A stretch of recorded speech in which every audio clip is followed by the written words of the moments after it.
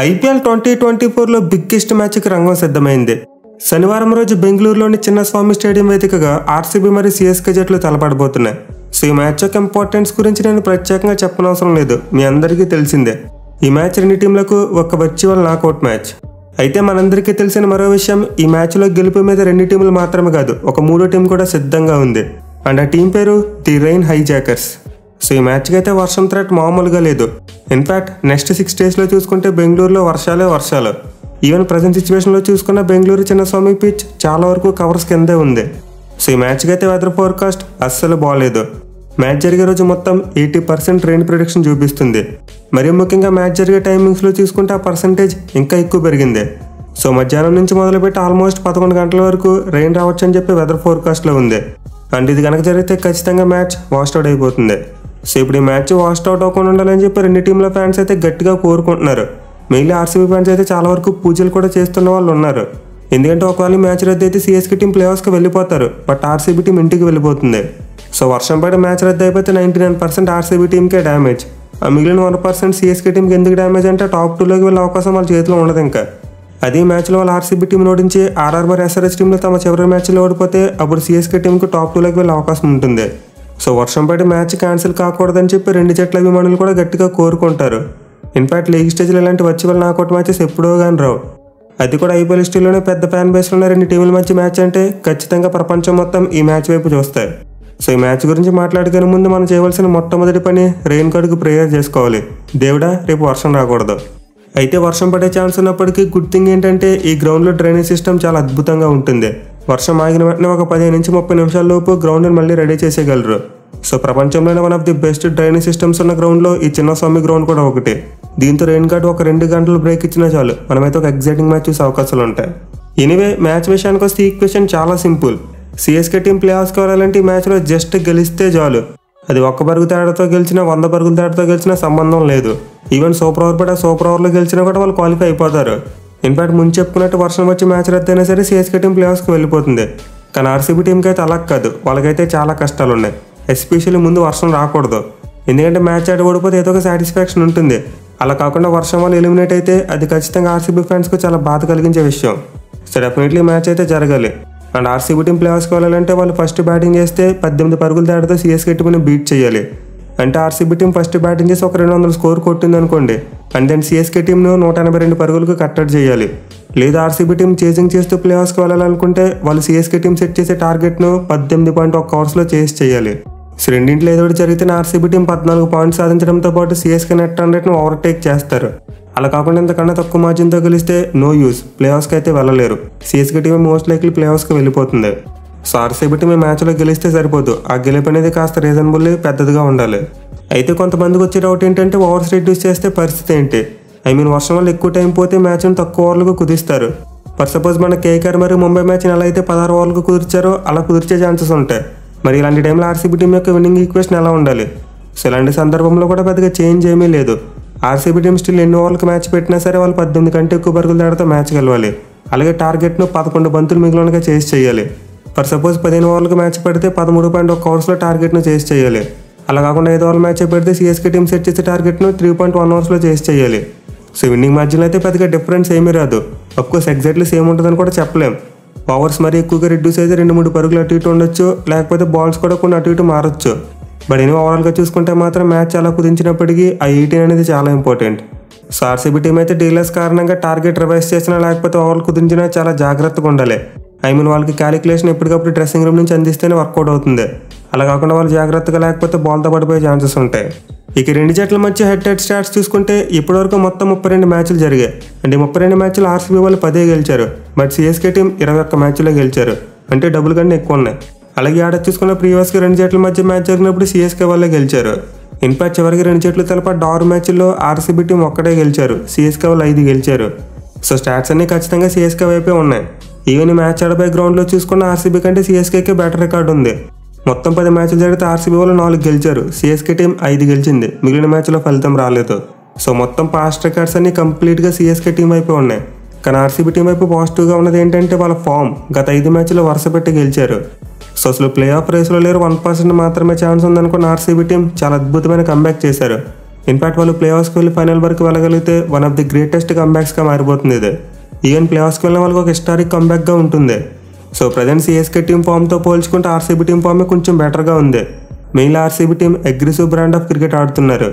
So records విషయంలో CSK team గెజ్జి ఉంటే present form విషయంలో ఆర్సీబీ టీం గెజ్జి ఉంది. దీంతో ఖచ్చితంగా మనం రెండు జట్ల మధ్య ఒక టాప్ క్లాస్ మ్యాచ్ చూడొచ్చు.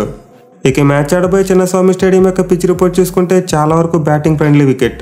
ఈ ఏడాది ఆల్రెడీ గ్రౌండ్లో 200+ స్కోర్స్ చూసాం. మెయిన్లీ ఎస్ఆర్హెచ్ మరి ఆర్సీబీ జట్ల మధ్య జరిగిన మ్యాచ్లో ఆల్మోస్ట్ 550 రన్స్ చూసాం. సో న్యాచురల్లీ గ్రౌండ్ అయితే ఒక high scoring venue. But present situation చాలా డిఫరెంట్గా ఉంటుంది. ఎందుకంటే రెయిన్ పడడం వల్ల పిచ్ మీద చాలా మాయిశ్చర్ ఏర్పడుతుంది.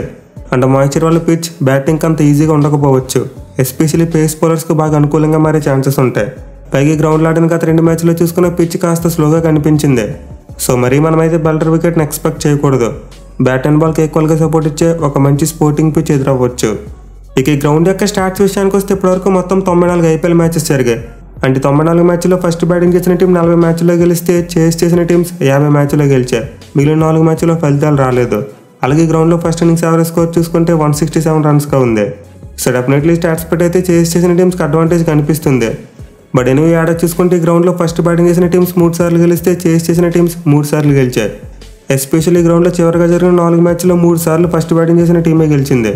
బట్ ఎనివే వర్షం పడే ఛాన్సెస్ ఉన్నాయి కాబట్టి డిఎల్ఎస్ మెథడ్ ప్లేలోకి వస్తే ఖచ్చితంగా చేస్ చేసిన టీంకి అడ్వాంటేజ్ ఉంటుంది. పైగా ఆర్సీబీ లాంటి టీంకి టార్గెట్ను చేస్ చేస్తున్నప్పుడు ప్లే ఆఫ్స్కి వెళ్ళడం కాస్త ఈజీగా ఉంటుంది. క్యాలిక్యులేట్ చేసి కొట్టగలరు. సో వీటిని దృష్టిలో పెట్టుకుంటే టాస్ గెలిచిన కెప్టెన్ మోస్ట్ లైక్లీ ముందుగా ఫీల్డింగే తీసుకుంటారు. ఇక ఈ గ్రౌండ్లో అయితే ఆర్సీబీ టీంకి ఓవరాల్గా చూసుకుంటే అంత మంచి రికార్డ్ లేదు. ఈ గ్రౌండ్లో వాళ్ళు గెలిచిన మ్యాచెస్ కంటే ఓడిపోయిన మ్యాచెస్ ఎక్కువగా ఉన్నాయి. బట్ ఈ ఏడాది చూసుకుంటే మాత్రం వాళ్ళు ఆడిన 6 మ్యాచ్లో 3 గెలిచి 3 ఓడిపోయారు. మెయిన్లీ చివరిగా ఆడిన 2 మ్యాచ్లో కూడా అపోనెంట్ టీమ్స్ని గ్రౌండ్లో ఓడించారు. అలాగే సిఎస్కే టీం మీద చూసుకున్న వాళ్ళకి గ్రౌండ్లో కొంతవరకు క్లోజ్ రికార్డ్ ఉంది compare to overall head to head record. So ఖచ్చితంగా ఆర్సీబీ టీంకి ఎంతో కొంత హోమ్ అడ్వాంటేజ్ అయితే ఉంటుంది. బట్ అలా అని చెప్పి సిఎస్కే టీం అస్సలు ఈక్వేషన్ నుంచి తీయలేం. వాళ్ళకు కూడా ఈ గ్రౌండ్లో చాలా సపోర్ట్ దొరికే ఛాన్సెస్ ఉంటాయి. సో డెఫినెట్లీ మనమైతే జామ్ ప్యాక్డ్ క్రౌడ్ మధ్య ఒక హై వోల్టేజ్ మ్యాచ్ని అయితే చూడొచ్చు. ఇక టీమ్స్ విషయానికి వస్తే ఆర్సీబీ టీం చాలా మంచి ఫామ్లో ఉంది. ముందు చెప్పుకున్నట్టు వాళ్ళు గత 5 మ్యాచ్లు గెలిచి ఈ మ్యాచ్లోకి వస్తున్నారు. మెయిన్లీ బ్యాటింగ్ విషయంలో ఆర్సీబీ టీంకి వాళ్ళు టాప్ ఆర్డర్ బాగా కంట్రిబ్యూట్ చేస్తున్నారు. గత కొన్ని మ్యాచ్లుగా చూసుకుంటే ఎవరో ఒక బ్యాట్స్మెన్ చాలా మంచి ఇన్నింగ్స్ ఆడుతున్నారు. అంటే దాన్ని క్యారీ చేస్తూ మిడిల్ ఆర్డర్లో రజత్ పటిడార్ ఒక మైండ్ బ్లోయింగ్ 50 కొడుతున్నాడు. సో గత కొన్ని మ్యాచ్లుగా చూసుకుంటే ఆర్సీబీ బ్యాటింగ్లో ఆల్మోస్ట్ ఇదే టెంప్లెట్ కనిపిస్తూ వచ్చింది.